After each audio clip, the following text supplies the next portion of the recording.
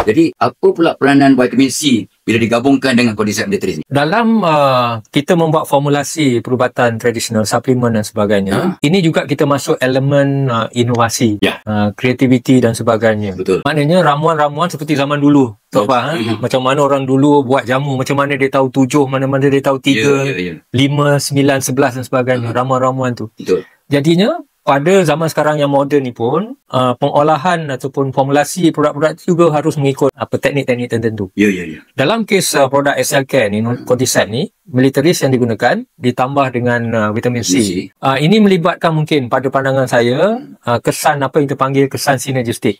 Kesan sinergistik maksudnya percampuran dua herba yang digunakan dalam satu produk ni mungkin akan menambahkan lagi kesan terapeutiknya berbanding dengan sekiranya herba ini digunakan dalam bentuk tunggal. Macam mana dua bahan ini membantu untuk mengurangkan simptom ke ataupun perkara-perkara yang berkaitan dengan masalah tiga serangkai? Sebenarnya macam mana kita nak manage tiga serangkai ni? Right? So kepada mereka-mereka yang mungkin tidak bernasib baik yang sudah ada tiga serangkai ni, mungkin sedang mengambil pengubatan moden melalui ubat dan sebagainya.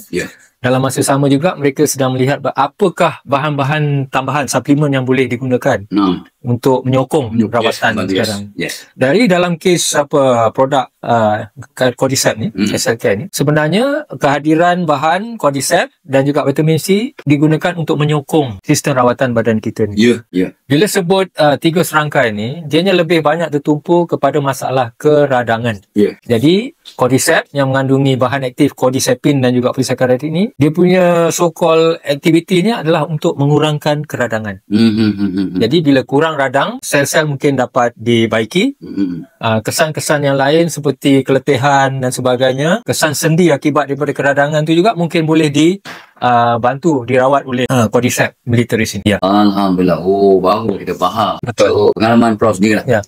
Dalam kata tu buat kajian bertahun-tahun dalam bidang ini. Bagaimana kerana Cordyceps militaris ini boleh kata tu manfaatkan lah untuk di samping tu dia antioksidan, keradangan. Dia apa lagi peranan Cordyceps militaris campur pula dengan vitamin C dalam dari kesihatan umum lah. Macam ni Tok Bang.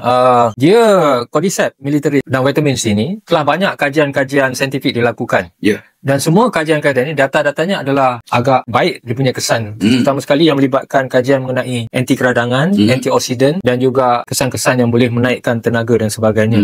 So ini telah terbukti di peringkat kajian makmal walaupun ianya belum lagi di peringkat klinikal menggunakan subjek manusia dan sebagainya. Tapi kita dah boleh guna pakai sebagai asas untuk menyokong kepada kesan-kesan terapeutik Cordyceps militaris dan vitamin C ini untuk kesan anti radang dan sebagainya bagi kita membantu untuk mengawal penyakit tiga serangkai, penyakit sendi, diabetes dan sebagainya. Jadi ini berkaitan kepada ramai orang bertanya pada Tok Abang ni kata komponen aktif dalam Cordyceps ni macam mana dia kesan dia kepada kandungan gula dalam badan, tekanan darah dan juga kolesterol. Yang kesan-kesan ni terutama sekali disebabkan oleh cordycepin tadi tu yang mempunyai kesan anti radang. Jadi bila keradangan dalam tubuh badan kita ini dapat kita kurangkan, secara automatiknya mungkin dia boleh juga tu membantu untuk kita merawat penyakit-penyakit yang berkaitan dengan keradangan. Diabetik contohnya, sendi dan sebagainya, bila keradangan itu dapat diturunkan, ianya dapat membantu dalam rawatan.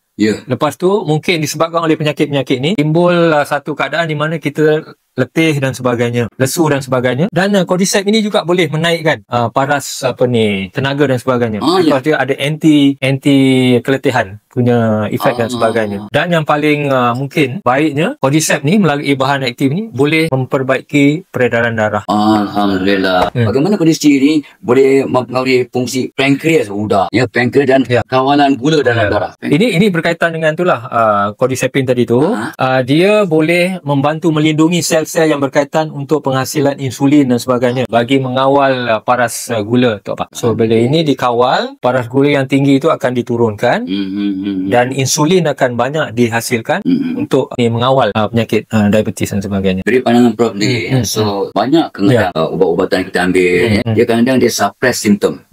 tapi dia tidak membantu untuk penyembuhan. Betul. Ya, penguatkan sistem dalam badan. Betul. Bagaimana Cordyceps militaris? Cordyceps militaris ni melalui bahan aktif tadi ditambah dengan vitamin C.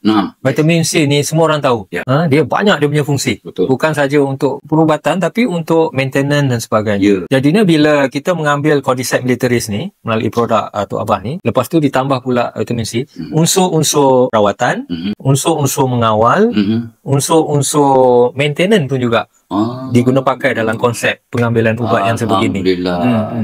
Kesan pada diri saya, apa dia minta? Itu satu soalan yang baik Tok Abah sebut tadi tu. Kita kadang-kadang tak tahu okey tak okey pada kita. Ada dua pendekatan. Satu, kita lihat dari segi objektif dan subjektifnya. Subjektif ni kita tengok bila kita makan, mungkin tenaga kita bertambah. Lepas tu mungkin kita tengok kita punya stamina naik.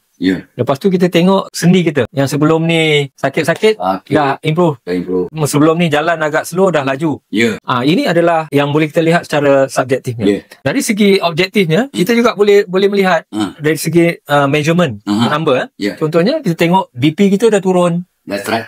Paras gula dah turun. Betul. Satu lagi peredaran darah dah cantik dan sebagainya. Ini objektif. Kita boleh tengok di ujian dan sebagainya. Selepas sebulan, 2 bulan, 1 botol dah habis. Macam tak ada kesan je. Saya akan ambil kira tempoh tu dalam 3 bulan. 3 atau 4 bulan.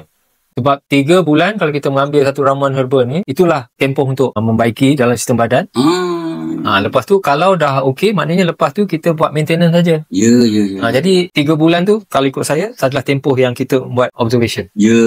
Kalau tak ada kesan, tak adalah 3 bulan. Sampai 3 bulan. Tapi kalau ada kesan yang tadi tu, Tok Abah dah sebut tadi, tengok tadi. Kalau ada, adalah. Kalau tak ada, maknanya tak serasi dengan kita lah.